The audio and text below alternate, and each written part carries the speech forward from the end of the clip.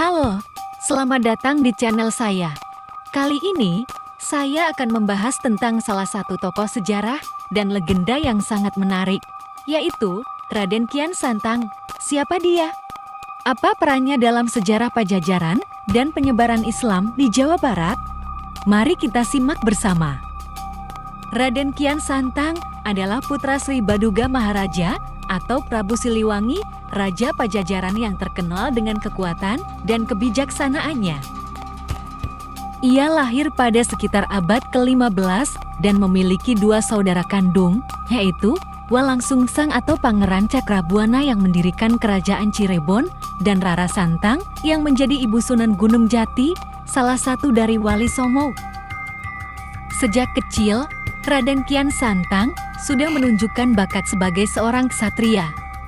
Ia mahir dalam ilmu bela diri dan berburu, sehingga ia diangkat menjadi Senopati Pajajaran oleh ayahnya. Namun, ia juga memiliki rasa ingin tahu yang besar tentang jati diri dan kebenaran. Ia sering merasa tidak puas dengan kehidupan di istana yang serba mewah dan terlindung. Suatu hari, ia bertemu dengan seorang ulama bernama Syekh Kuro yang datang dari Makkah. Syekh Kuro mengajaknya untuk belajar agama Islam dan mengajaknya untuk berangkat ke Tanah Suci. Raden Kian Santang pun tertarik dan meminta izin kepada ayahnya untuk pergi. Prabu Siliwangi yang masih memeluk agama Hindu awalnya tidak setuju. Namun, ia akhirnya mengizinkan putranya untuk menuntut ilmu dengan syarat ia harus kembali ke Pajajaran setelah selesai. Raden Kian Santang pun berangkat ke Mekah bersama Syekh Kuro. Di sana, ia belajar banyak tentang Islam dan mengubah namanya menjadi Galantrang Setra. Ia juga bertemu dengan Ali bin Abi Thalib, sepupu dan menantu Nabi Muhammad SAW yang memberinya pedang sakti bernama Zulfikar. Ia juga mendapatkan gelar Syekh Sunan Rahmat Suci karena kesalehan dan keilmuannya.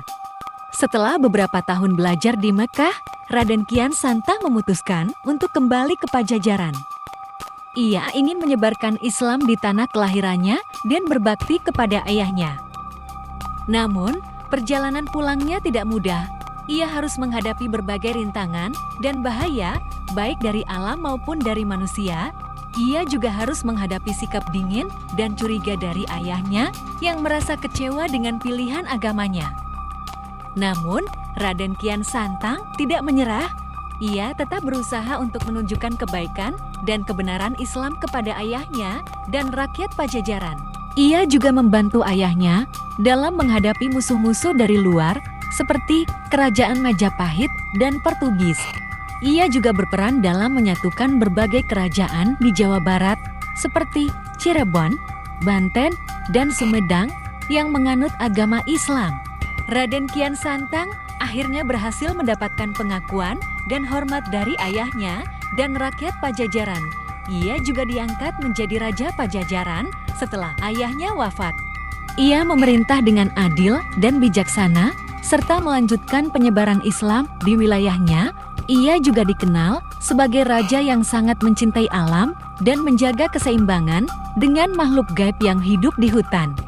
Raden Kian Santang meninggal pada tahun 1380 Masehi setelah memerintah selama 20 tahun. Ia dimakamkan di Gunung Salak, Bogor, yang menjadi tempat ziarah bagi banyak orang. Ia juga diabadikan dalam berbagai kisah legenda dan cerita rakyat yang menunjukkan keberaniannya, kebijaksanaannya, dan keberhasilannya dalam menyebarkan Islam di Jawa Barat. Demikianlah kisah Raden Kian Santang, putra Prabu Siliwangi yang menjadi penyebar Islam di wilayah Pajajaran. Semoga kita dapat mengambil pelajaran dan inspirasi dari kisahnya. Terima kasih telah menonton video ini. Jangan lupa untuk like ya, komen, dan subscribe channel saya. Sampai jumpa di video selanjutnya. Salam.